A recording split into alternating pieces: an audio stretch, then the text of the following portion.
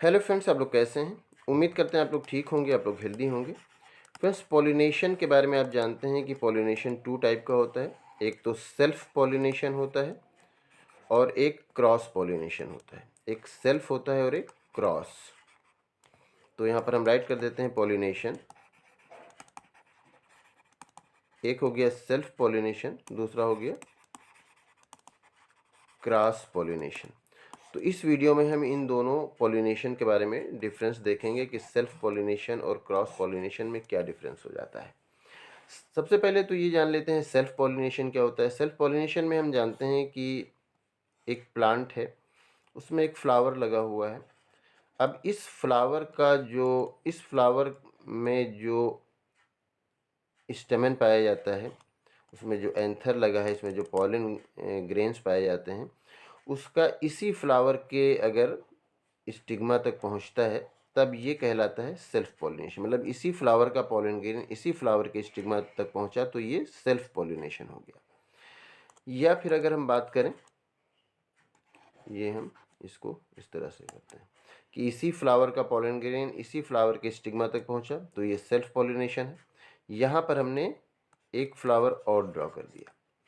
अब अगर इस फ्लावर का पॉलन ग्रेन इस फ्लावर के स्टिग्मा तक आता है तब भी सेल्फ पॉलिनेशन है, क्योंकि जो प्लांट है वो सेम है, एक ही प्लांट है। एक ही प्लांट में अब चाहे इस फ्लावर का पॉलन ग्रेन इस फ्लावर के स्टिग्मा तक गया वो भी सेल्फ पॉलिनेशन है, या इस फ्लावर का पॉलन ग्रेन इस फ्लावर के स्टिग्मा तक गया वो भी सेल्फ पॉलिनेशन है, या इसका पॉलन ग्रेन इसके स्टिग्मा तक आ जाए तो ये सेल्फ पॉलिनेशन है। मतलब प्लांट अगर एक ही है, सेम प्लांट है, तब उसमें जो पॉलिनेशन होता है वो सेल्फ पॉलिनेशन कहलाता है।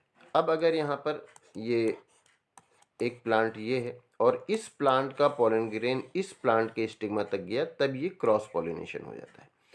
तो ये तो डिफरेंस हो गया। सबसे पहली बात तो ये कि जो सेल्फ पॉलिनेशन होता है उसमें जो पॉलिनेशन होता है वो एक फ्लावर के बीच में होता है, एक ही फ्लावर में होता है, या फिर एक ही प्लांट के दो फ्लावर के बीच में होता है, तब ये सेल्फ पॉलिनेशन हो जाता है। और क्रॉस पॉलिनेशन में दो प्लांट होते हैं जिनके फ्लावर के बीच में पॉलिनेशन होता है, तब वो क्रॉस पॉलिनेशन हो जाता है।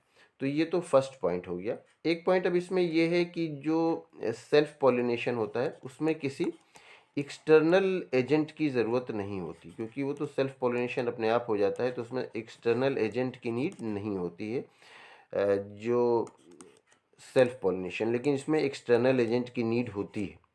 एक्सटर्नल एजेंट के बगैर नहीं होगा। एक प्लांट यहाँ पर लगा हुआ है, एक यहाँ पर लगा हुआ है, अब इन दोनों के बीच में अगर पॉलिनेशन होना है तो वो चाहे विंड उसको यहाँ तक के ले जाए, चाहे कोई इंसेक्ट ले जाए, कोई एनिमल ले जाए, किसी तरह से ये जो पॉलन ग्रेन है यहाँ तक पहुँचेगा। तो इसके लिए किसी न किसी एक्सटर्नल एजेंट की नीड होगी क्रॉस पॉलिनेशन में। लेकिन सेल्फ पॉलिनेशन में किसी एक्सटर्नल एजेंट की नीड नहीं है।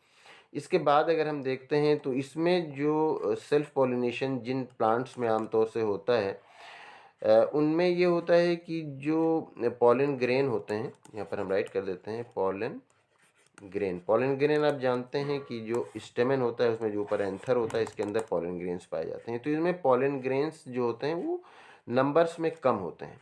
तो यहाँ पर हम लिख देते हैं, राइट कर देते हैं स्मॉल नंबर में कम होते हैं पॉलन ग्रेन्स जो जिन प्लांट में आमतौर से सेल्फ पॉलिनेशन होता है, क्योंकि इसमें प्लांट जो पॉलिनेशन होता है वो उसी फ्लावर से हो जाता है, तो इसके लिए ज़्यादा कुछ इन्हें बहुत ज़्यादा पॉलन ग्रेन की नीड नहीं होती है।